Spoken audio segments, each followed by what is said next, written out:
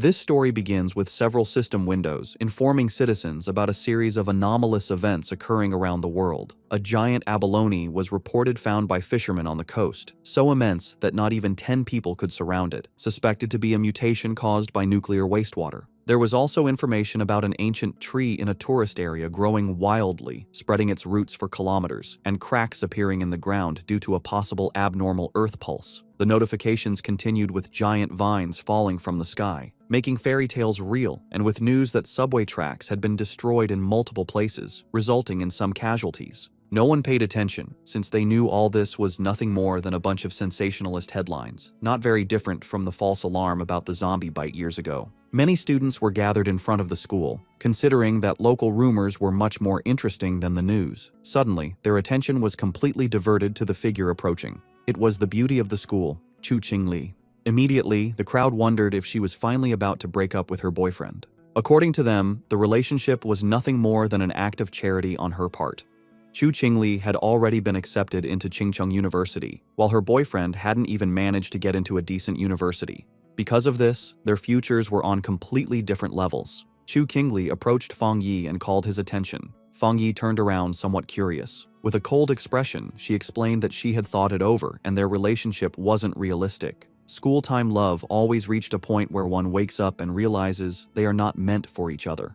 A life together, according to her, required not only courage, but also compatibility. For all this reason, it was best to end things. She thought with disdain that no matter what he tried to win her back, it would be impossible. Fang Yi remained silent, and noticing this, people thought his lack of reaction was because he was so shocked that he had collapsed or lost his mind. After all, she was the beauty of the school. They expected him to be on his knees, begging for another chance. However, upon observing him, they simply concluded that he was no match for a rich and beautiful girl, a toad who coveted a swan. With a calm gaze, Fang Yi agreed to break up with her, leaving Chu Qingli and the others in shock. Seeing that she had nothing more to say, our boy turned his back on her and decided to leave. She panicked and called out to him. With a piercing gaze, Fang Yi turned around and asked what she wanted. While her eyes were shining with rage, she made it clear that she didn't care what he was thinking or what tricks he would use. She wasn't going back with him, and she wanted this to be completely clear. Fang Yi began to stare at her and asked her not to flatter herself, calling her the school beauty.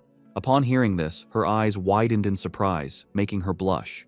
The others were in shock at Fang Yi's attitude. Fang Yi was aware that Chu Qingli and the others had no idea what was about to happen. He knew that society's current rules, like money and education, would soon turn to ashes. They were unaware that he had returned from a future disaster, a man reborn in this timeline. Because of this, the Chu Qingli before him was, to him, simply a distant stranger from another life. Fang Yi left the school. He had more important matters to attend to. For him, school beauties and reputation were irrelevant, since everything was about to be completely reconfigured. The real crisis was one looming over all humanity on Blue Star. It all began the night before, when Fang Yi woke up and some strange cracks showed him the future, and then the system informed him that an aura recovery had been detected. Its full activation would take place in 364 days, 11 hours, and 59 minutes, and once this happened, the world would undergo an unprecedented transformation. Fang Yi was somewhat confused. Several figures appeared in front of him, and the system revealed that society's rules would be rewritten.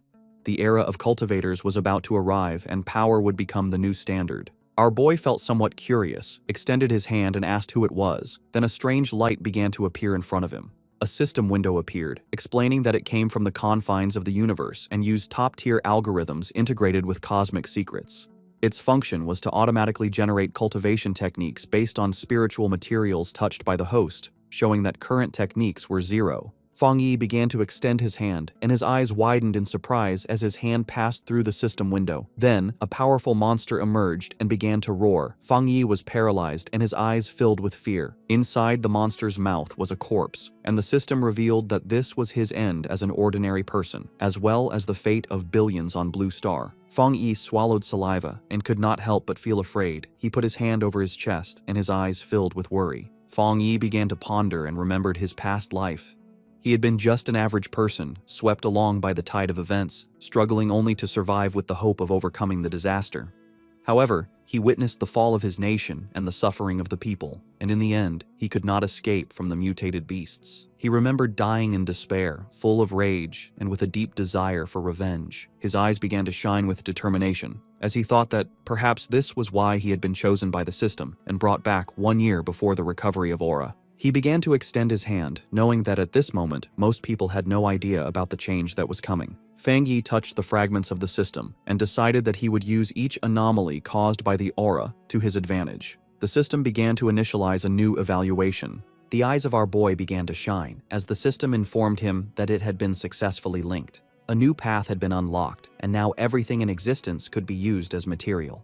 His mission was to collect powerful techniques and abilities to become a strong cultivator and save the world. In the city, people were informed that humanity now faced an unprecedented crisis. Answers could not be found in the past. The only option was to adapt with their own strength. Everyone was surprised, except Fang Yi.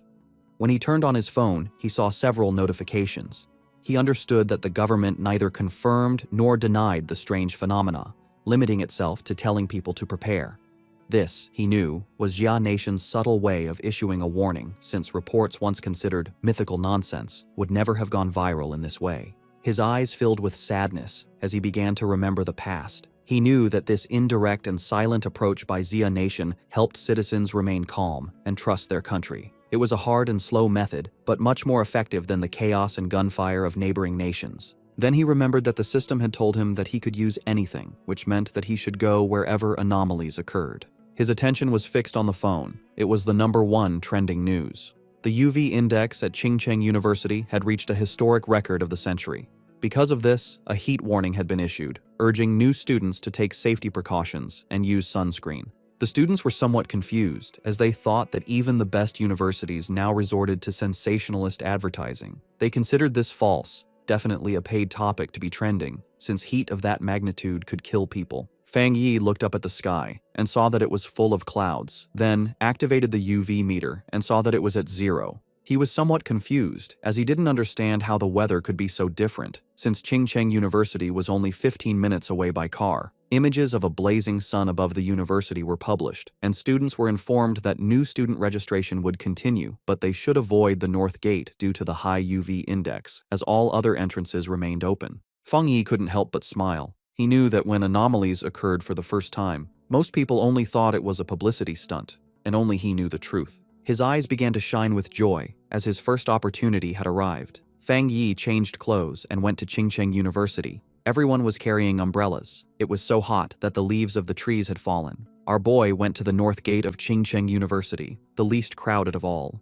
He knew that something was definitely wrong in this place. Shiny ashes began to descend from the sky. While students were fleeing to avoid being scorched to death, Fang Yi's attention was fixed on it. He sat down and decided to touch it. Once his finger made contact, an intense glow began to emerge from it, and the system reported that it had detected an intense fluctuation in the Yang attribute, unlocking the data template of it. The energy began to enter Fang Yi's body, causing him terrible pain.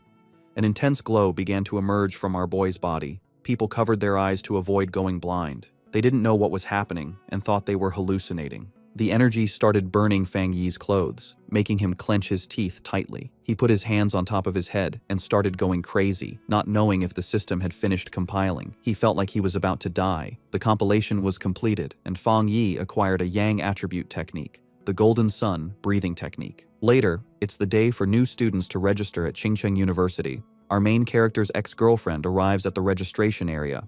A guy offers to carry her suitcase for her. Soon, more guys come over to try and get her attention, but she turns them all down, telling them she doesn't need their help. She looks over at a couple nearby with a sneer, but then a bright golden light flashes, surprising her and the other students. A voice on the loudspeaker tells everyone to stay away from the north gate. The girl looks serious and decides to go see what is happening. At the north gate, a huge burst of golden energy lights up the area. A dark figure appears from the smoke, giving off a powerful feeling. He takes a deep breath, and his eyes glow with a strong golden light. A screen pops up, telling him that he has created a new technique and earned 50 points. The guy looks at the screen and wonders what the points are for. He decides it's not important right now, but will probably be useful later. Time passes, and it is now night, with a strange-looking moon in the sky. The young man then starts to practice his new breathing technique. The next day, a bright sun is in the sky, and a new energy spreads through the university. Some students notice the sky get dark and cool for a second as they run to the north gate. A large crowd gathers there to see what is going on. The university's dean is angry and asks why no one listened to the warning to stay away. The group pushes through the crowd, which moves aside for them as they go to the center of it all. A hooded person with a serious look tells the dean to block off the north gate completely. At that moment, a system tells Fang Yi that he has cleaned a polluted area. He learns that the government already knows about these areas and wonders if there are other people like him. Hearing an alert about people not being allowed in the area, the young man knows things have gotten serious. The students see people in uniforms and wonder if they are from the army. From a rooftop, Fang Yi sees that the disturbance is getting a lot of attention. With his red eyes glowing, he decides it's time to leave and jumps off the building. Down below, the mysterious hooded person walks across the ground, which is cracked from the energy. The hooded figure looks carefully at the scene. This person kneels and touches the ground to feel for any remaining energy. Then, she picks up a piece of the ground to get a closer look at what happened. The hooded figure studies it and realizes a person caused the energy. Just then, officials begin moving the students out, while the person in the hood watches from far away. In the crowd, the guy's ex-girlfriend is shocked to hear that only one person did this. At that moment, she sees a figure jumping away and wonders if it was her ex, but she quickly pushes that thought away. With his grades, he could never get into this school. Far away at Fang Yi's house, the sun goes down and night falls.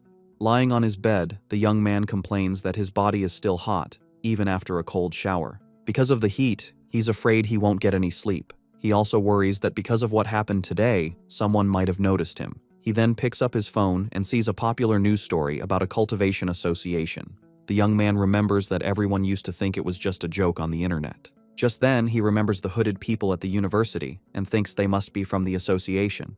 Curious, he opens the news story to read the whole article. It explains the different cultivation levels, from ghost acts to total transcendence. In the comments, people think it's a joke, but he wonders if the announcement is real. Fang Yi thinks about how he never knew any of this in his past life as a normal person. Sitting on his bed, he thinks about the cultivation association and decides to try his technique again. He closes his eyes and focuses to start his training. In that moment, he begins to sweat as a strong, golden energy flows around him. He starts to float in his room, surrounded by a bright golden glow. A light shines on him. The first step is to strengthen his body to hold the power of heaven and earth. He successfully controls the energy and shapes it into a divine axe. His eyes glow brightly, and he smiles, feeling full of power. The system tells him he has reached the Dushui level and gives him 50 more points. The guy remembers the points and reads the screen, which says a new path is now open. The system explains that the points can be used to put the compiled data into any object. He thinks about the idea of putting power into an object and looks at his mug on the table. He holds his hand out toward the mug with a golden glow of power. The system asks if he wants to use 1 point to put the Yang attribute on the mug. He realizes this is like enchanting an item to give it a special power. The young man thinks that if he did this to a weapon, it would become his own special item for fighting. He decides that having a powered-up weapon will be very important for what is to come. The guy then finds a small sword on his shelf and decides to try the power on it. He thinks that if the test works, he will buy a real weapon to be ready for the monsters. Suddenly, a strange noise from outside the building gets his attention in the middle of the night. Outside, a dark creature with huge claws is watching Fang Yi's apartment. With glowing red eyes, the strange creature shows its sharp teeth in the darkness. It looks like a giant demonic rabbit and gets ready to attack the building. But inside the apartment, the guy has no idea that danger is coming. Lying in bed, the guy feels uncomfortable from his new cultivation technique. With his red eyes, he wonders where the sound, which was like a rat, came from. He thinks the sound is not from inside or from the pipes, and it might be a neighbor's pet.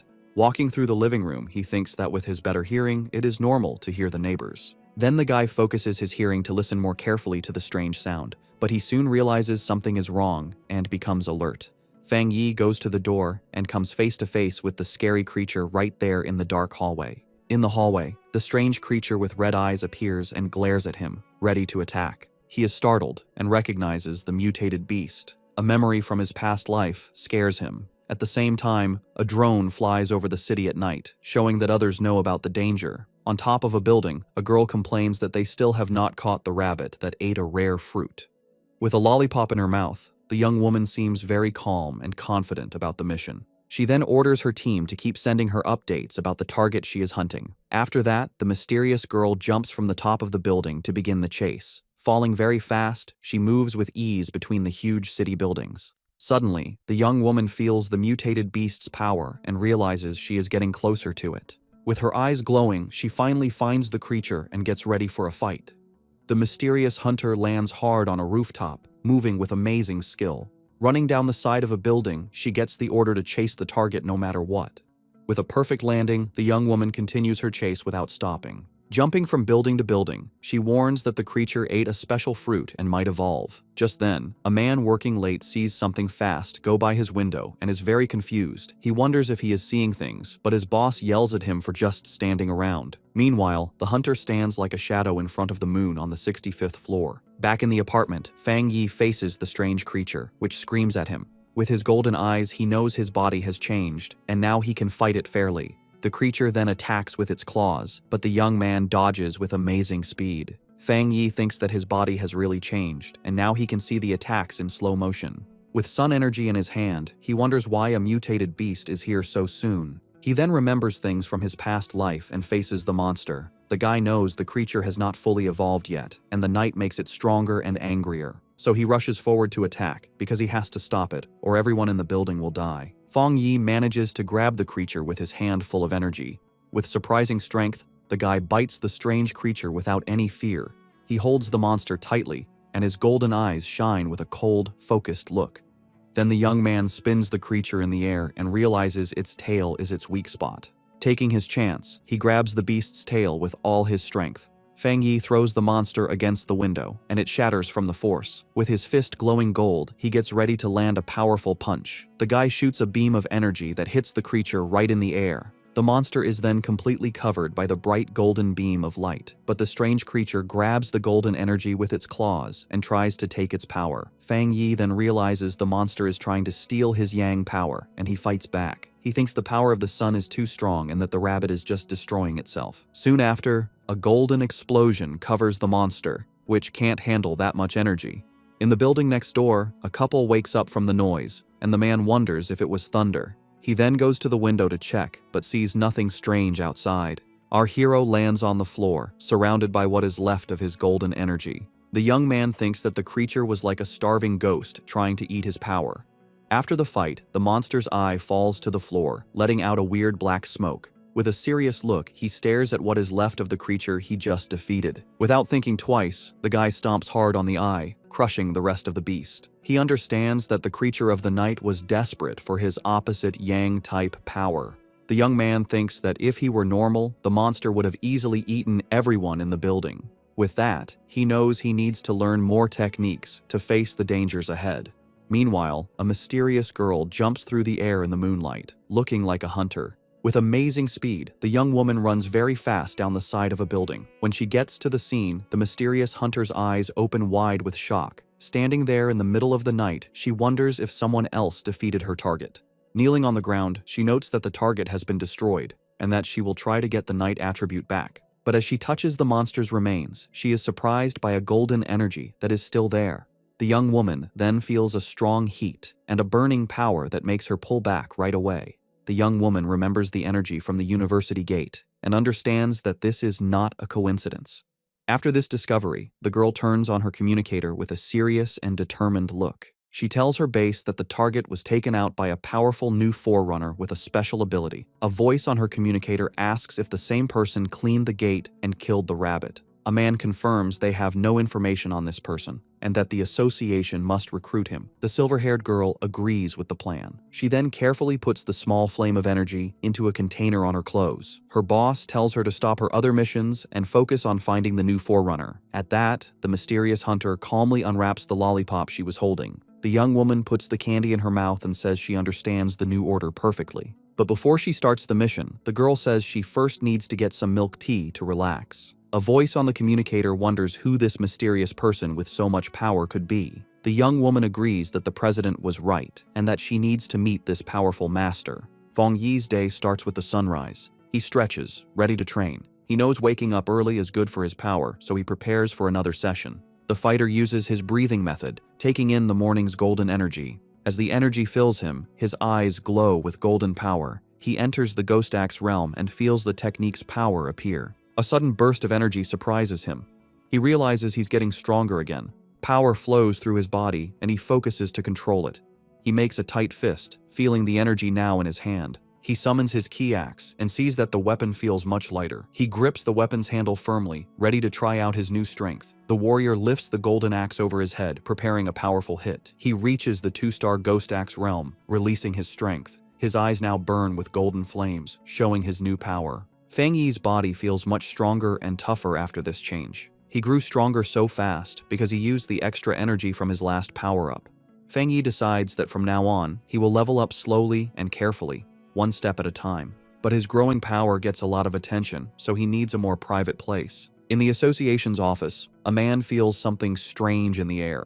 He sees the change in the sun's energy and wonders if it's the new guy again. Fang Yi finds a quiet spot by a river to continue his plans. A system screen appears, and he confirms he will add a special quality to his weapon. He remembers trying this with another item, but it couldn't handle the power. This time, the new blade works with his energy, making a strong connection. A system message confirms the item encoding worked. Excited by his new weapon, he gets ready to test its amazing power right away. The test result shocks him with the incredible power the sword let out. A huge golden beam of light shoots from the blade into the sky. The warrior lands with his sword in flames, feeling the power flow through him. He almost starts a fire with that swing and sees how dangerous his strength is.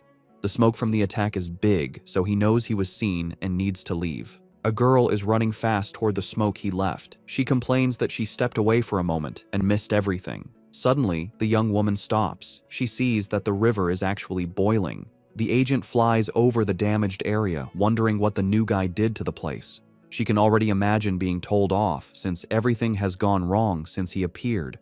Just then, a golden flash in the distance catches her eye, and she becomes curious. The hunter is shocked by what she senses. This shouldn't be possible. His power level jumped from 1 star to 2 stars, and he even made a spirit weapon. The association only has 2 of those weapons, and the way to make them isn't fully known. The girl gets suspicious, wondering how he got this kind of power by himself. But she thinks she must be wrong and decides to start cleaning up the mess he made. Far away, Fang Yi thinks about how his weapon now has the Yang attribute, but he wants more. The system can encode anything, so he plans to add more qualities to the blade. Suddenly, his phone buzzes. He has a message from someone he doesn't know. He completely forgot about being private, and now a stranger is inviting him to a pioneers group. He's shocked to learn that official members must be at least Ghost Axe realm level. The stranger talks about a new pollution zone and invites him to a group hunt. He asks for the location, and the stranger sends a file about the lava dragon of the Shadow River. The zone has lava, and the same Yang attribute he has, so Fang Yi decides to accept the invitation. Far away in the Binmu district, a group is waiting for old Li's friend to arrive. One member says the girl's map was so good, he got there easily. The blonde girl thanks everyone for coming and tells them they need to work together. She is from the Cultivation Association and is disappointed that the pioneers here aren't very strong. What many don't know is that the Cultivation Association is a government group. Getting into the group was hard and required her family to ask for favors, so she hates to fail. Just then, one of the explorers sees the newbie arriving and calls him by his name, Fang. Fang Yi makes a strong entrance with his new sword and introduces himself to the group. The agent is startled by his power, but sees his aura isn't scary, but warm. Since the team is all there, the leader gives the signal, and they go toward the cave entrance. Fang Yi decides to go first and asks the blonde agent to take care of the light. The group walks through the cave, and one of them warns Fang about the loose rocks. They think it's strange that the place isn't very hot yet. Fang Yi reflects on how quickly the team accepted him and feels that their friendship is real in these hard times. Fang Yi keeps moving forward, and the ground under his feet starts to change color, showing that danger is near. Suddenly, they get to a huge opening and are amazed to see a river of boiling lava right in front of them. Without hesitating, Fang rushes toward the danger, and the blonde agent yells at him not to be so reckless. To everyone's surprise, the warrior pushes his sword right into the lava. The explorers panic and scream for help. A fiery explosion throws the team back, and Fang Yi's system detects a worldwide problem and starts to analyze the information. As he plunged his sword into the lava, Fang Yi's system analyzed the anomaly, revealing a new power, the inner flame, with an extremely high internal temperature and explosive properties, and the Scarlet Flame sword technique, which unleashed its power when the blade was drawn, coating it in fire and lightning. Resolved, Fang Yi gripped his sword. His eyes and the blade glowed with fiery power, a perfect technique for his Tang sword. Below, the other explorers, thrown back by a previous explosion, watched in amazement as Fang Yi stood unharmed in a vortex of fire. Realizing his weapon was absorbing the lava's power, Fang Yi then used his script points to permanently embed the Scarlet Flame attribute into his sword, which now burned with energy. When the flame subsided, his teammates concluded he had suffered a small cultivation accident and had recovered. The group was euphoric, noticing the cave's spiritual energy had stabilized. One of them celebrated being able to absorb it smoothly, while another, on the verge of beginning his cultivation path, excitedly shouted Xiaoya's name.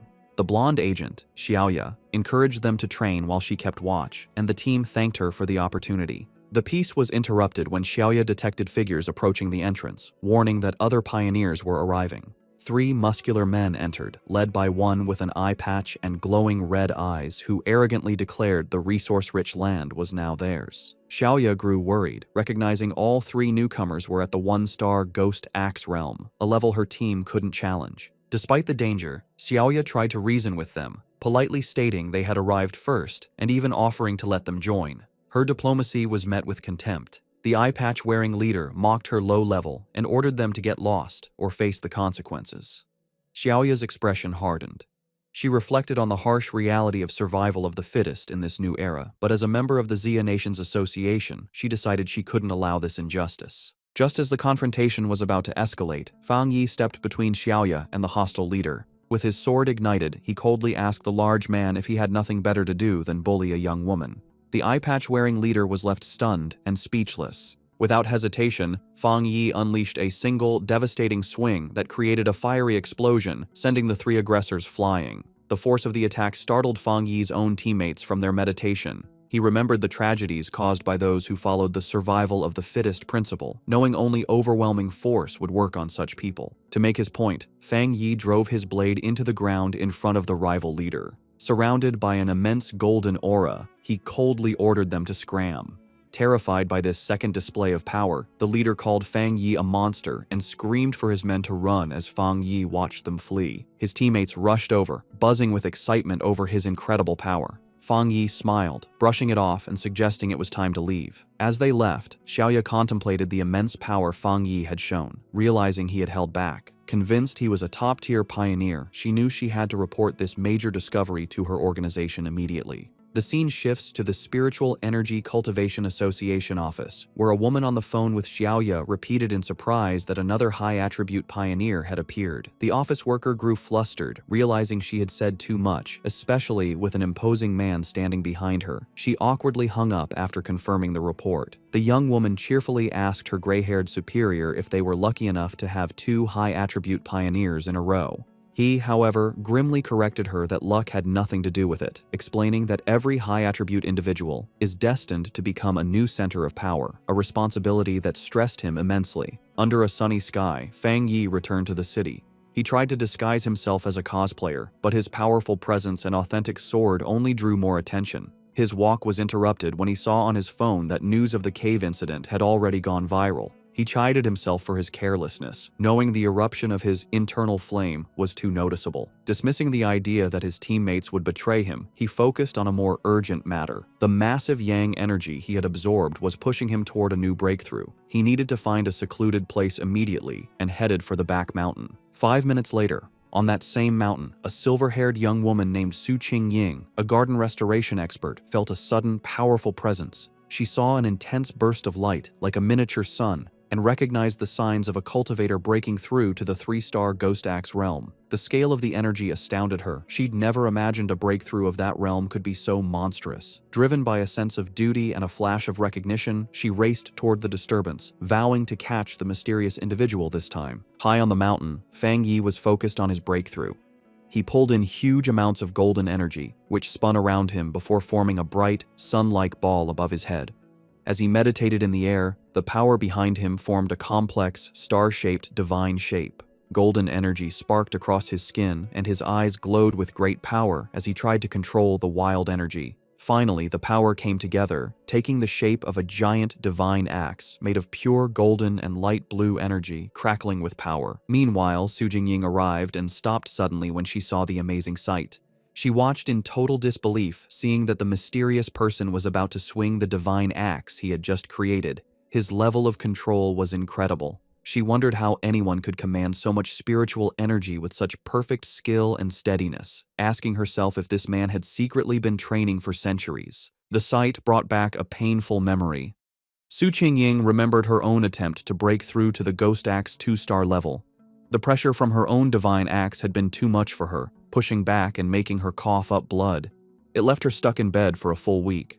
She was naturally strong, but she had still failed badly. She couldn't understand how this monster could handle a breakthrough that was so much more powerful than hers. As she ran closer, she was even more amazed. The huge amount of spiritual energy, the perfect control in every move of the axe, and the way every bit of power seemed to have been purified thousands of times. It was all beyond anything she had ever seen. She decided that this person wasn't just an amazing monster. He was like a god who had come down from the sky. She also noticed his calm and steady way of doing things. Most pioneers, when they felt a breakthrough was about to happen, would rush to get it done. This person, however, moved with a deep sense of experience and a strong mind, like a master from old times. Her thoughts were stopped when the giant, fiery divine axe began to move. She watched the awesome sight as it swung with a purpose, heading east. At the peak of his power, Fang Yi's eyes burned with pure golden light as cracks of raw energy spread across his face. He floated inside a blinding storm of golden power, successfully controlling the huge amount of energy he had gathered to evolve. A system window then appeared, officially confirming he had succeeded. He had reached the Ghost Axe realm, 2-star. The new divine axe slammed down into the earth, releasing all of its power in one huge shockwave that tore across the mountain. Su Qingying was caught in the powerful blast and had to hold herself steady against the wave of golden energy. The leftover force cut a huge path through the forest before fading away, but when she looked up, the mysterious man had completely disappeared. Breathing hard from the effort and her frustration, Su Qingying couldn't believe she had missed him again, especially since she had arrived in only 30 seconds. A worrying thought came to her. He must have known that she was tracking him. She worried that if he stayed this hard to find, her mission to recruit him would be impossible. Just as she was about to give up, she paused. A sudden idea hit her. She looked away from the path of destruction and toward a giant old tree that was now glowing with a soft, leftover golden light.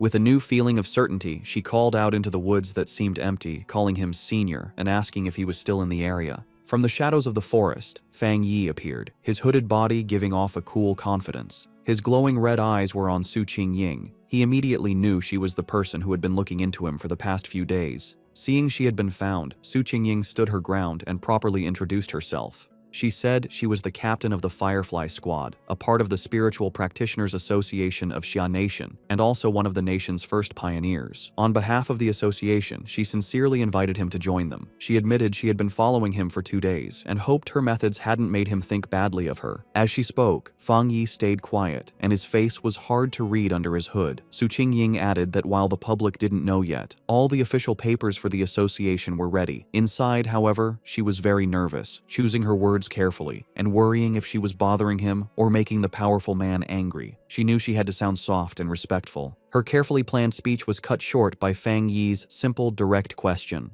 "Why should I join?" The direct question surprised her completely. She stuttered for a moment, panicking over what to say. She quickly saw that empty, nice words would be useless against someone so smart. The truth was her only choice. Pulling herself together, she explained what the association was for. She told him that the Xia Nation wanted to gather and unite all the early pioneers, to guide them on an organized path, and also give them extra protection. She knew that growth was messy right now, and that an association might feel like a cage to a free spirit like him. But she asked him to look at the bigger picture. A great return of spiritual energy was coming, and they would all need to stand together to face the unknown enemies of the future. After listening to her passionate speech, Fang Yi leaned casually against a tree, looking tired and uninterested. He told her plainly that he was not willing to join. He explained that, for now, he still couldn't bring himself to fully trust her or the association she represented. Su Qingying was left completely stunned and speechless by his direct refusal, her eyes wide with shock. Facing his refusal, Su Qingying grew desperate. She quickly pulled out her identification card from her jacket. Holding it up for him to see, she quickly introduced herself again as Su Qingying and mentioned she used to be a well-known athlete before the spiritual energy returned. She begged him to believe her, hoping her public identity would give him a reason to trust her. Fang Yi paused and thought about her words. He touched his chin thoughtfully, saying that he now vaguely remembered her. His mind remembered a framed picture of her celebrating a victory as the runner-up in the Sia Nation's long-distance championship. He realized her natural athletic skill was what made her such a fast and good pioneer. However, his face then became hard. A dark memory from his previous life came to mind, showing a vision of a ruined city. He knew that in his original timeline, the Sia Nation's work, including the association, had failed in the end, leading to the end of humanity. Now that he had returned with his system, he knew he had to be part of the solution, but joining the association at this point was not the right move. Putting on a more thoughtful look, he looked back at a hopeful Su Qingying and confirmed that he did remember her. He told her he would think about her offer, and before she could answer, he jumped into the air and sped away from the spot. Just as quickly, he reappeared right behind a startled Su Qingying. He gave her a firm condition: she must keep his location a secret from everyone for now. In his mind, he studied her respectful behavior and guessed that the association was careful about upsetting powerful pioneers who weren't with them. He saw this as a weakness he could use. Su Qingying suggested a deal. She explained that the association had detected the energy from his breakthrough and that she had to file a report. She suggested sending a report that was a mix of truth and lies to protect his identity while keeping her bosses happy. After a moment of thought, Fang Yi agreed to her plan. Su Qingying tried to call out to Fang Yi as he agreed to her plan, but in the blink of an eye, he was gone. She ran down the mountain slope after him, but it was no use. Tired and annoyed, she walked alone on a forest path, muttering in frustration about how many times she had failed to catch him and how he was now trying to avoid her. She sighed, complaining about the tiring work of erasing the powerful energy signs he left behind after every incident. Her thoughts were cut short by a voice in her earpiece, telling her to stop worrying about the hard-to-find pioneer and remember the mission she was on. The voice seriously told her that the strange creatures had appeared again. Su Qingying froze, her eyes wide with shock as she asked if they were really back. A scary memory flooded her mind, showing her surrounded by a crowd of terrifying wolf-like creatures with bloody mouths and glowing red eyes. She thought to herself that she would never forget those strange, bloody beasts. The story explained what they were: cold, evil, and bloodthirsty monsters born from the pollution zones made by the spiritual energies return.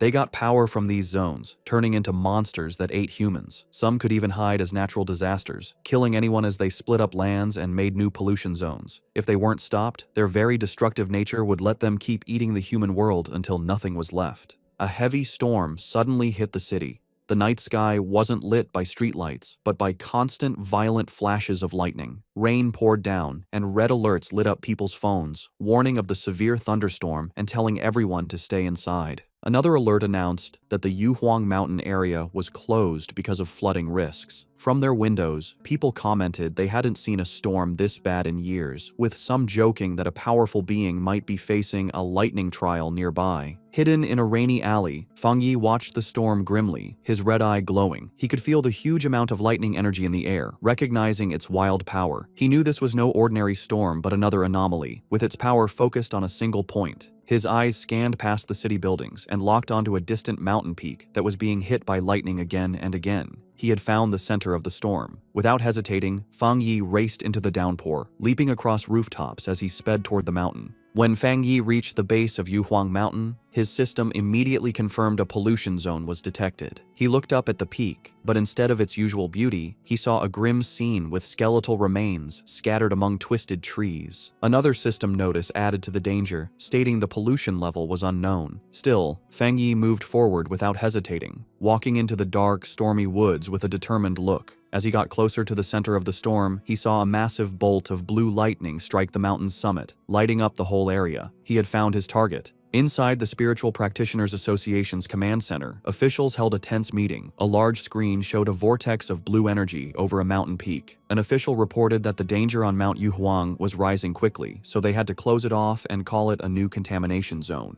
The grim-faced association leader said the situation was so critical, he had to pull Su Qingying from another important mission. He asked her to report on what was happening. Su Qingying told the officials that it was currently impossible to climb the mountain, as the unstable thunder energy was about to explode. Because of this, the area was officially classified as an A-level contamination zone. She continued with more worrying news. Based on how fast the energy was growing, the mountain would soon be an S-level threat, which would start their highest emergency plan. But she pointed out a major problem. Based on their data, no explorer they had could safely get near the area, admitting that not even she could handle it. A wave of shock went through the room, as calculations showed the mission would mean certain death even for highly advanced explorers. Facing this impossible situation, a man in a security uniform ordered the foot of Mount Yuhuang to be completely sealed off, with patrols sent out 24/7 to stop anyone from trying to climb it. The association leader firmly agreed. He declared they had to stop the threat by sealing the mountain and that no one could go near it until the energy concentration dropped. While the association thought Mount Yuhuang was too dangerous, Fang Yi was already deep inside the zone. Huge bolts of blue lightning crashed down around him. As the storm raged, Fang Yi stood firm, protected by a golden aura from his breathing technique. He knew, however, that just surviving the storm wasn't enough. To get the purest thunder energy, he had to climb to the center of the storm at the mountain's peak. His decision was fueled by dark memories of the past. He knew that the creatures they faced now were just the beginning, and even more terrifying monsters would appear in the future. He realized that his current fire-based powers were not enough for the challenges to come. He had to become stronger himself, not just rely on his weapon. Surrounded by the lightning, Fang Yi saw a rare and perfect opportunity to use the thunder energy to strengthen his own body. Fang Yi knew if he didn't take this chance to get stronger, he would face certain death from the disasters to come. His eyes glowing gold, he drew his flaming sword and, with a defiant roar, plunged it directly into a massive bolt of blue lightning. The wild energy surged through him, causing terrible pain, but his face remained determined. His body shook violently as the electricity coursed through him. He realized this thunder power was like a divine punishment, actively fighting against him. The storm was furious that he had entered its territory and seemed to demand that he give up. Staring at the chaotic sky, he wondered how he could possibly make such a raw force obey him. Then, he had an idea. He calmed himself and remembered his system's rule. To get a power, he had to touch the energy source. A golden aura exploded from him as he unleashed his golden sun breathing technique, determined to fight through the storm. With a loud roar, Fang Yi pushed forward, using his flaming sword to cut a path through the storm of blue lightning. The clash of his golden energy against the raw storm created a huge, chaotic explosion. Blood trickled from his mouth from the strain, but his eyes burned with determination. He knew this was a desperate gamble where he had to push himself to his limit, facing death in order to live. Finally, after a hard struggle, he reached the peak. He plunged his sword into the ground, cracking the rock as he arrived at the center of the storm. Here, the power was even more terrifying, a violent flood of thunder energy that made it hard to even breathe. He felt the storm's full attention on him and realized it no longer just wanted to push him away, it wanted to kill him. As if to prove it, the storm gathered its full power and shot a single, massive beam of white-hot lightning directly at him, an attack meant to completely destroy him. As Fang Yi faced the storm's final attack, his system activated, detecting a powerful thunder attribute and starting to process it. Far below in the city, people watched from a tall building, amazed. One man taking a photo had never seen lightning so big. Another wondered if a god was going through a trial, even thinking he saw a person in the sky. At the mountain's peak, the fight ended in a brilliant explosion. Fang Yi had won. A system message confirmed it, announcing he had obtained refined divine thunder power and could now summon heavenly lightning to make his body godlike. He was rewarded with 5 writing points. Fang Yi now floated in the air, surrounded by blue lightning and his golden aura. He understood his new power. The thunder attribute was a top-tier force for both attack and defense.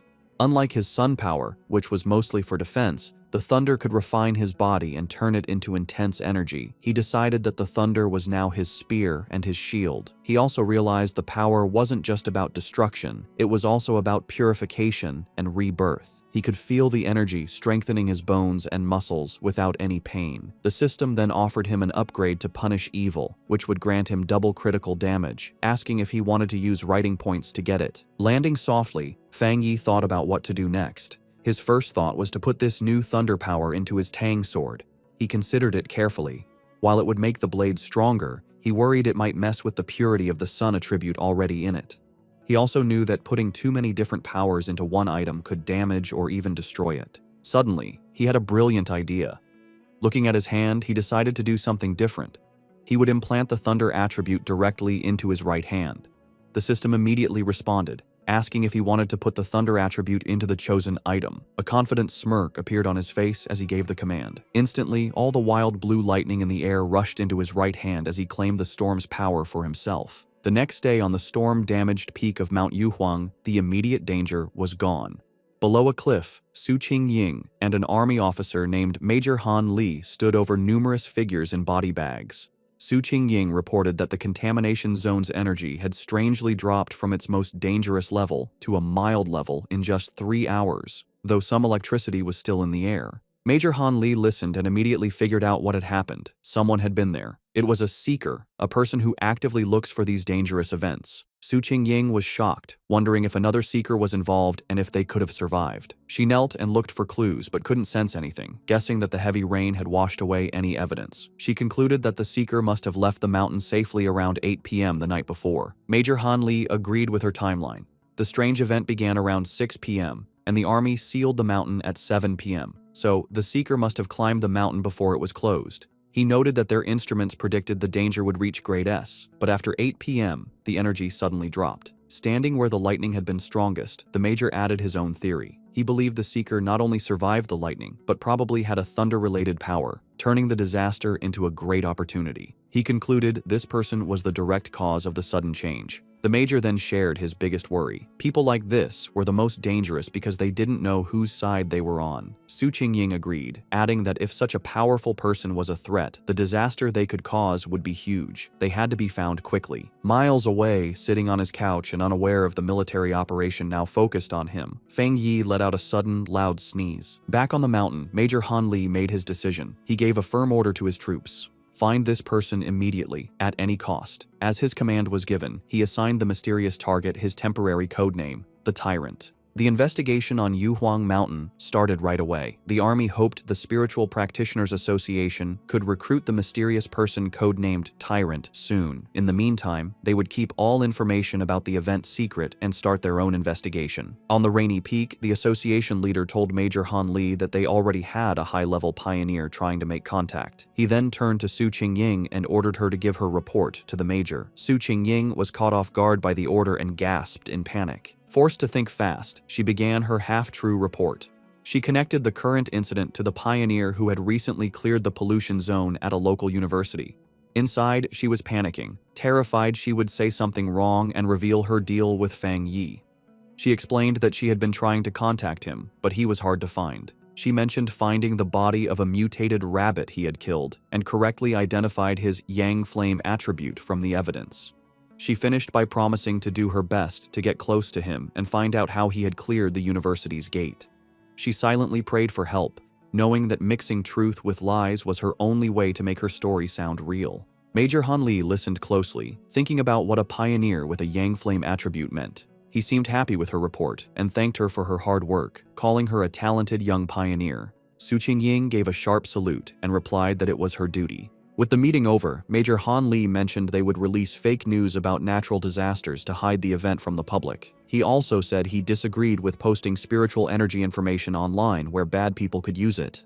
As the officials talked, Su Qingying quietly sighed, relieved that the tough questioning was finally over. Back at his home, Feng Yi used his golden sun breathing technique to easily dry his white hoodie, making it glow with a warm light before holding it up, perfectly clean and dry. After putting it on, he checked the changes in his body. Even after adding the powerful thunder attribute, he could still feel a clear difference. He looked down at his right hand, which now sparked with blue lightning. It had completely changed, becoming the strongest part of his body and getting a huge boost. As he flexed his fingers, making small balls of lightning appear, he could feel that he was close to another upgrade. What surprised him most was how the once wild thunder attribute had become as calm as a kitten after being added to his body, letting him control it freely. He compared this to the terrible pain he felt when he first unlocked the Yang attribute, and wondered if the energies got weaker during the process. Remembering the system told him this new power dealt double damage to strange and evil creatures, he was eager to test it. His thoughts were broken by a sudden alert from his phone on a nearby table. He picked it up, wondering what was happening now. He had set up special news alerts after the last incident, knowing that in these crazy times, the government would issue warnings to protect people. For a pioneer like him, however, these warnings were more than just notices of danger. In every crisis, there was a chance to grow stronger, even if it meant risking his life. As Fang Yi thought about what to do next, he looked at the major news alert on his phone. The report said a huge explosion had just happened inside a chemical plant, causing a lot of pollution in the city. The official story said no one was hurt and told people to stay calm, but Fang Yi was suspicious of an event this big. He checked online forums, where people who saw it happen gave a much scarier story. People who lived nearby described a super creepy feeling they couldn't explain. One person asked if it was a cold, evil aura, and another quickly agreed. While many were doubtful, the overall feeling was one of dread and fear. The words cold and evil aura felt familiar to Fang Yi. Suddenly, a terrifying memory from his past life came back. A bloody hand and a horrible monster. He remembered hiding in fear from a giant, red, demonic beast as it destroyed everything around it.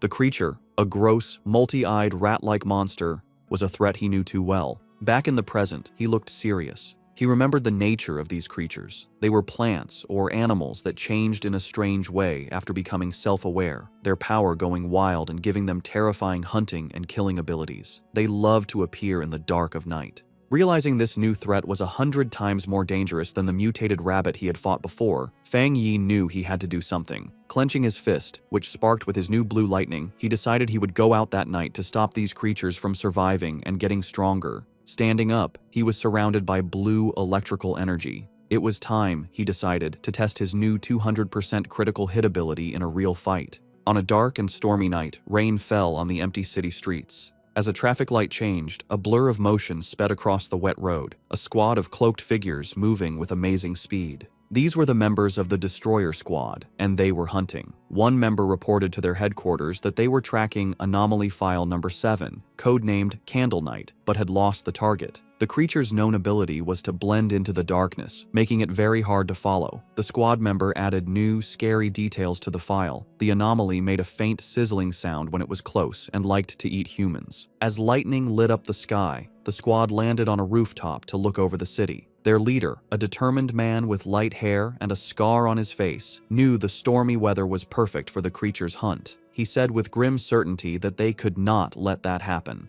Miles away, in a busy command center, an operator got the updated information. He confirmed the new data for File 7. Candle Knight had been submitted. The situation was serious. An extermination request was filed as a high priority, with a goal to solve it in 12 hours. The order came back from headquarters. The Destroyer Squad was to keep chasing the target, but their own safety was most important. The team immediately started the chase again, leaping from building to building through the rainy city. The squad leader paused, looking at a glowing holographic map of the city full of red markers showing active anomalies.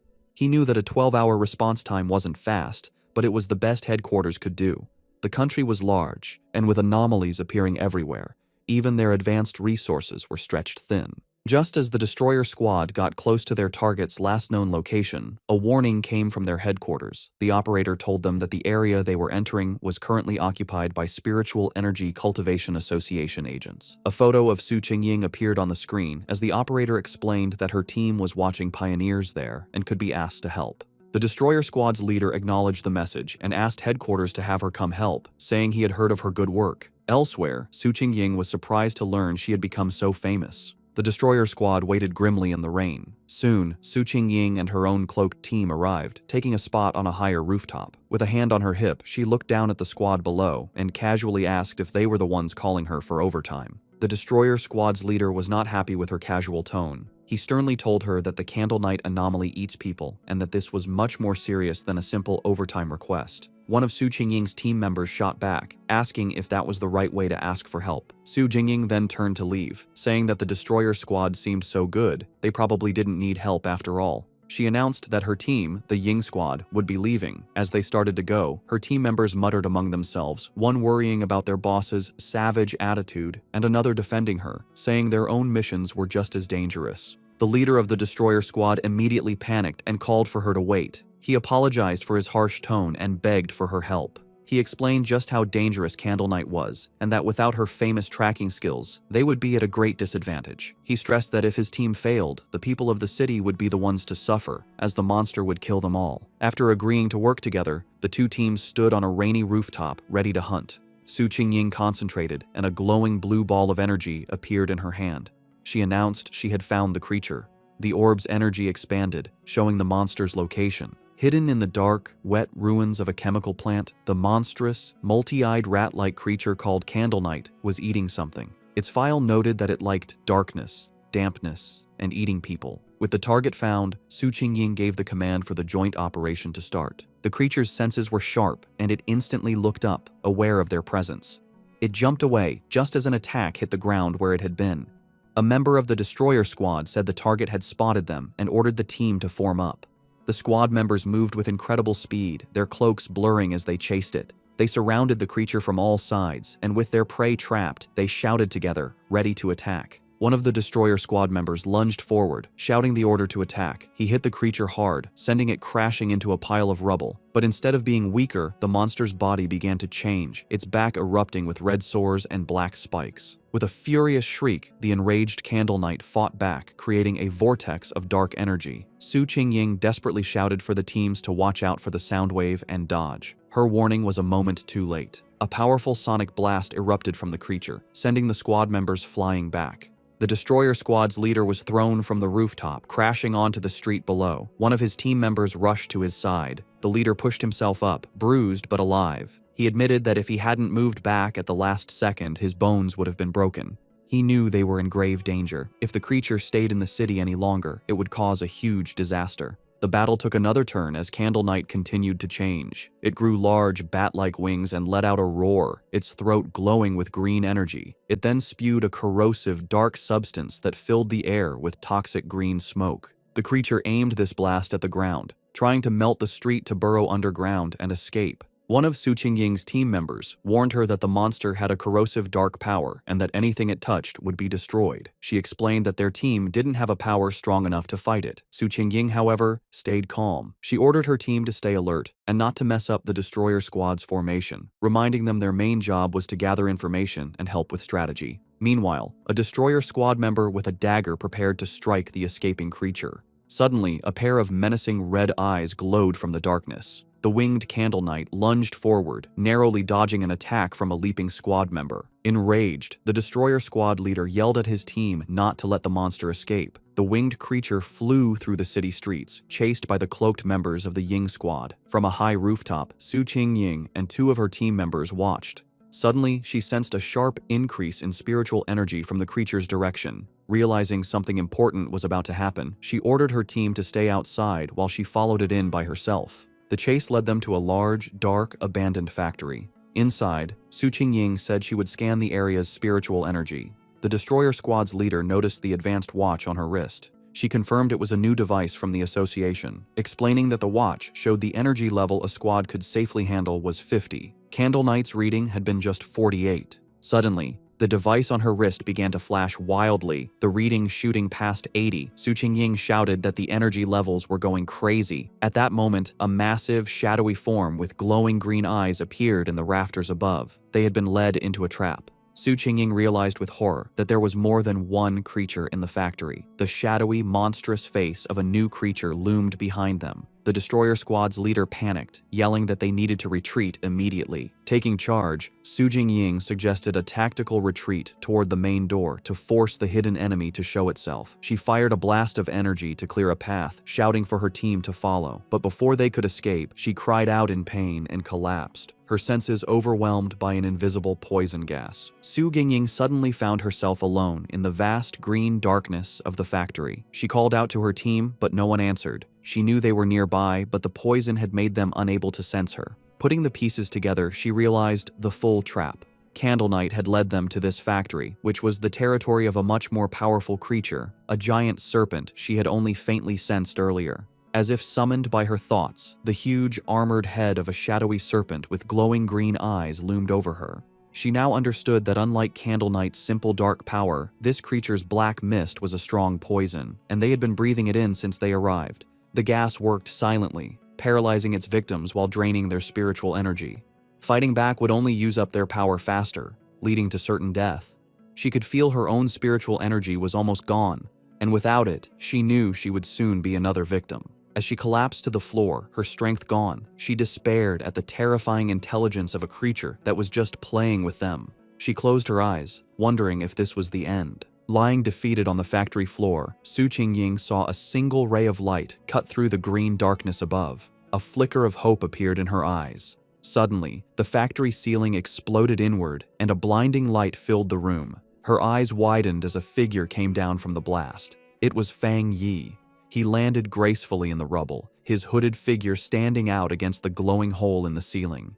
He stood before the giant serpent, immediately identifying it as a dark attribute creature. Without warning, the serpent lunged, its massive fangs aimed at him. At the same time, the Candle Knight monster burst from the shadows, attacking from behind. Fang Yi dodged the serpent's attack and came face to face with the growling rat-like beast. As the two creatures closed in, he finally understood the full trap he had walked into.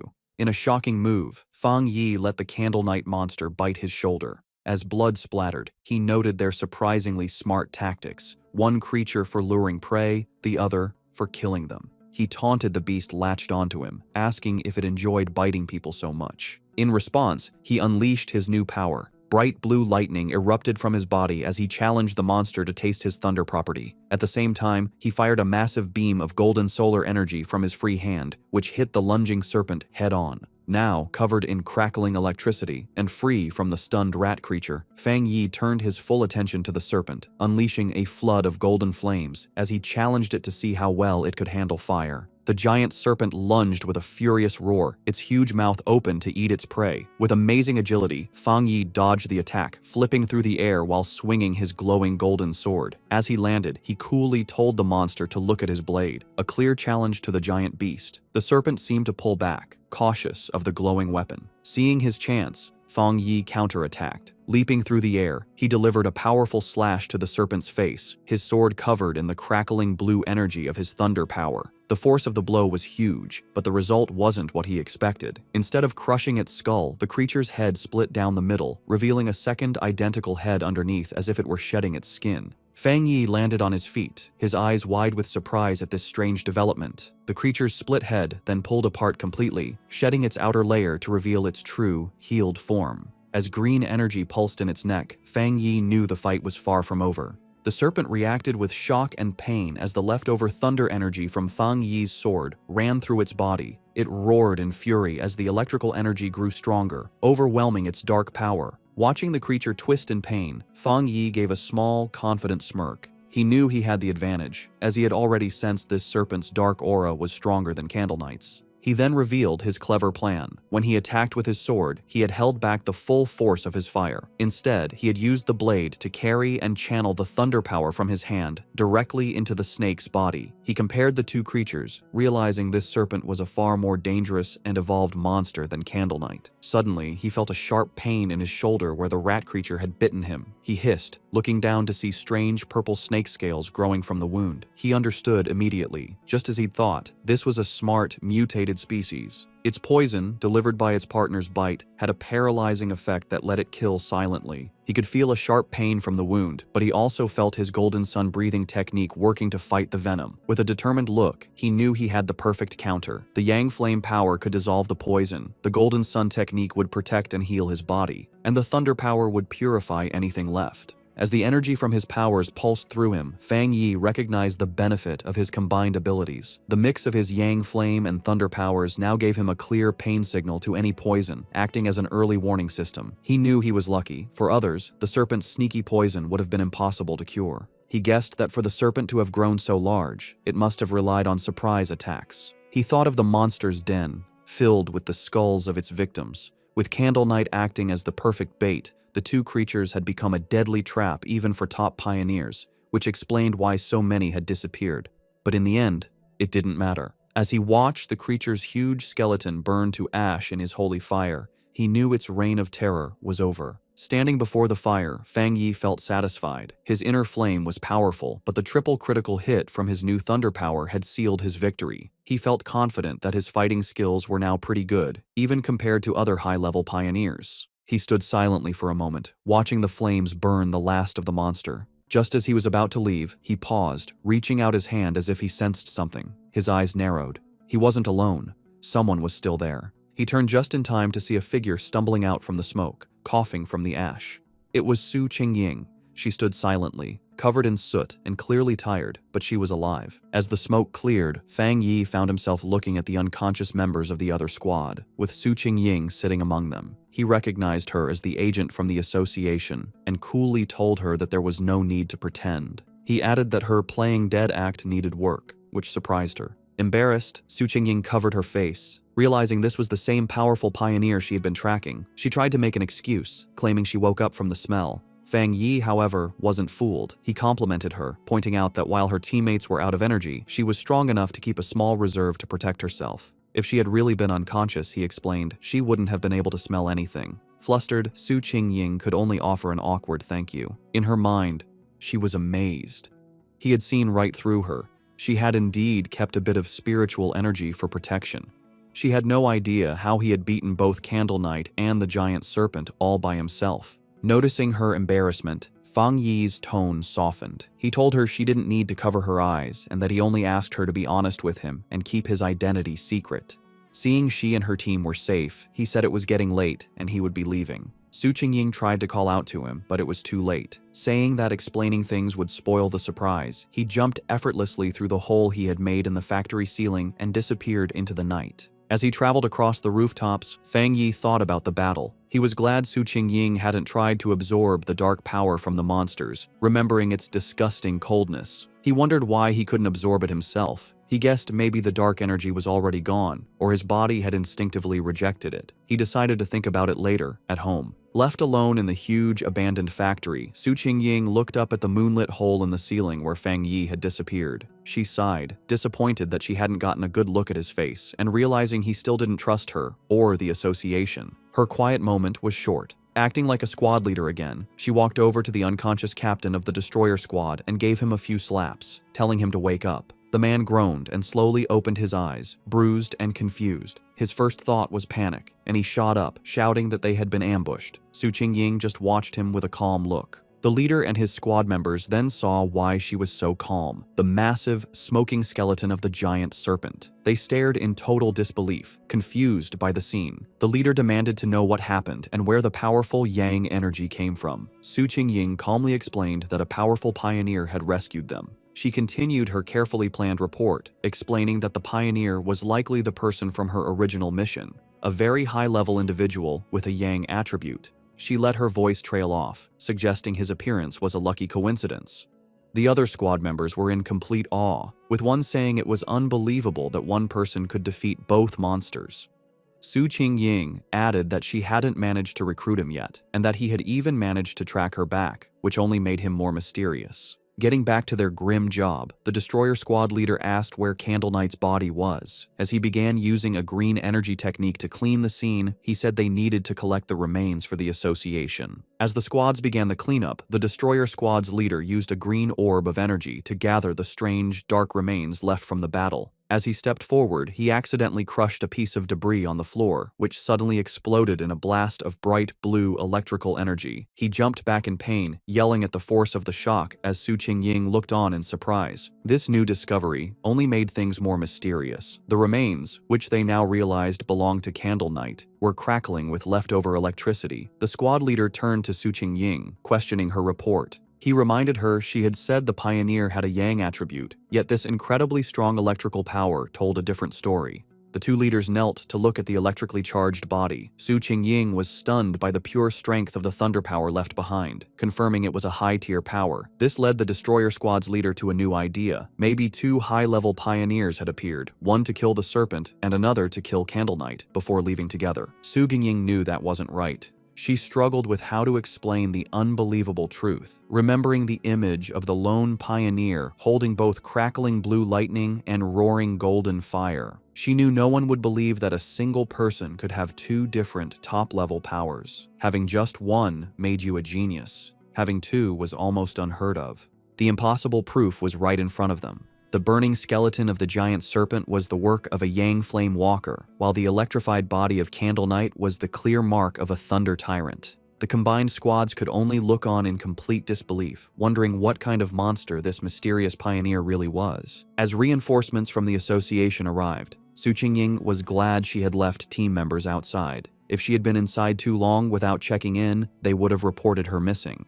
She grimly realized the rescue team now at the scene had originally been sent to collect their bodies. Her two subordinates, who were knocked out by the serpent's poison, finally woke up. They scrambled to her side, crying with relief that their captain was still alive. With the threat gone, the association's team began their work. Their job had changed from a rescue to a forensic investigation. Using advanced scanning tech, they carefully analyzed the leftover spiritual energy and the battle signs, trying to piece together what happened for their report back to headquarters. Soon, one of the specialists approached Su Qingying and the destroyer squad's leader with his findings. He reported that after comparing all the data, from fighting habits to the way both monsters were killed, there was a 99% probability that one person was responsible for killing both of them. The two squad leaders stared at each other, their faces showing both shock and serious concern. The other squad members murmured to each other in disbelief. They were processing the fact that they had been saved by a pioneer with two different high-tier powers, something they never thought was possible. They knew either monster could have easily killed them all, yet this powerhouse had finished them both off, seeming to use single strikes. The power difference between them and this mysterious person was just ridiculous. Understanding the huge importance of this discovery, Su Qingying contacted her superior. She reported that the information on her target had been significantly updated. Looking up at the hole in the ceiling, she confirmed that the mysterious pioneer from the university and the powerful individual codenamed Tyrant were, in fact, the same person. Back in his office, the association superior listened calmly to her report.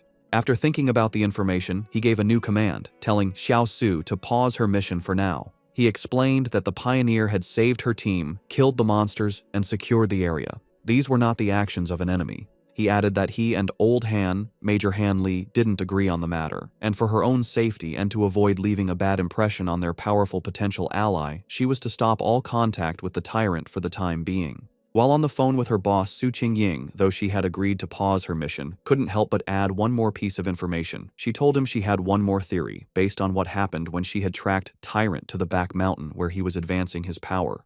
Her boss, interested, asked her to explain. She explained that during that encounter, she had sensed an incredibly strong aura where he was active. At the time, she suspected he might have a spiritual weapon but thought it was unlikely. However, now that it was confirmed he had two high-tier powers, the possibility seemed much more real. The association superior was surprised by this new information, questioning if the pioneer really had a spiritual weapon. He quickly became skeptical, leaning back and saying it was highly unlikely. He argued that no matter how talented, a solo pioneer couldn't possibly have such a rare item without outside help. Furthermore, he added, the team had found no traces of a third spiritual energy, which would usually come from a separately made spiritual weapon. Su Qingying quickly corrected him, clarifying an important detail. The spiritual weapon aura she had sensed during her first encounter with him was clearly a yang attribute. This new information completely changed things. The superior's eyes widened as he understood what this meant. If the weapon's attribute came directly from the user's own yang energy, it meant he wasn't just using a weapon, he was creating it. This led to an amazing conclusion. If he could create his own spiritual weapons, then he had to be a spirit creation realm cultivator. Such a being could theoretically do this alone, but that level of power was almost mythical.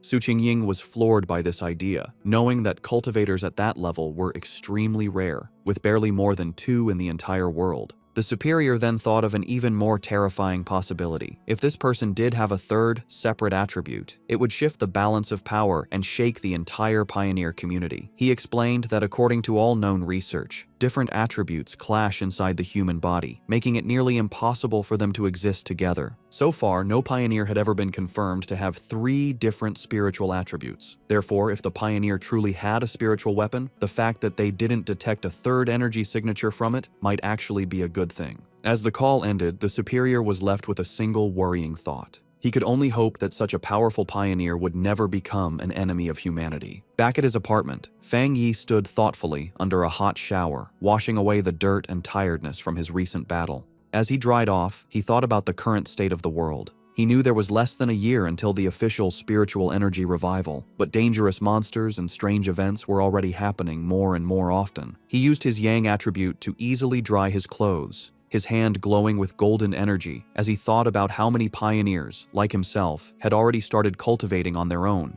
He thought back to the aggressive men he had met at the lava river, realizing that once the connection between the body and the spiritual world was opened, people naturally became more sensitive to the world's changes. He recognized that even without the country's official approval, many self-trained pioneers had already reached the one-star Ghost Axe realm. The fact that the government, through agents like Su Qingying, was now reaching out to wild pioneers like him showed that both sides were in a relatively peaceful phase of mutual exploration. Standing in his room, thinking about Major Han Li and Su Qingying, he concluded that for now, the monsters were still under control, and there was no serious conflict yet among the different pioneer groups. However, as he finished getting dressed, he knew this peace was fragile. The government had already created the Spiritual Energy Cultivation Association, but it still hadn't told the public about it.